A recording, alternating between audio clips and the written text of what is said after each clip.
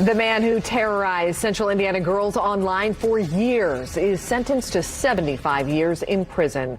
Buster Hernandez spent 5 years sending threats and extorting girls as Brian Kill. Let's get right out to I-Team 8's Richard Essex, who was at today's hearing. Richard, what do you know?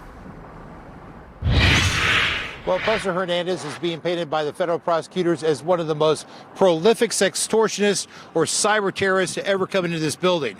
Hernandez was charged with more than 40 federal crimes for terrorizing young girls all over the United States. So far, federal law enforcement officials have been able to identify about 20 victims. But from statements made today in court, there are several hundred more victims out there. Hernandez started terrorizing young girls in 2012 and was arrested in August of 2017. Right before his trial was to begin in 2019, he pled guilty to all charges.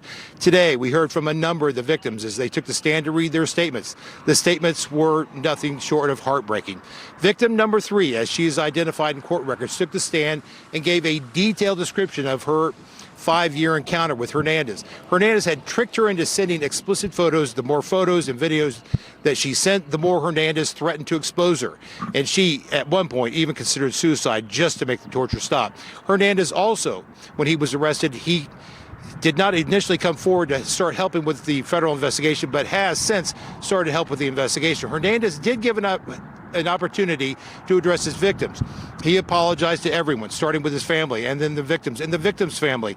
And he said, "I wish I could do things differently." And he went on to say, "I can't believe what I have done." Hernandez did not initially cooperate with the investigation. He pled guilty to the charges. He told the court that he will help find additional victims. The defendant was unrelenting, the cycle was endless, and in many cases the abuse went on for years. This phenomena is known as sextortion.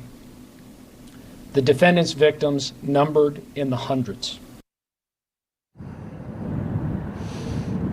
Lawyers for the government had asked for a life sentence, but the judge gave a 75-year sentence.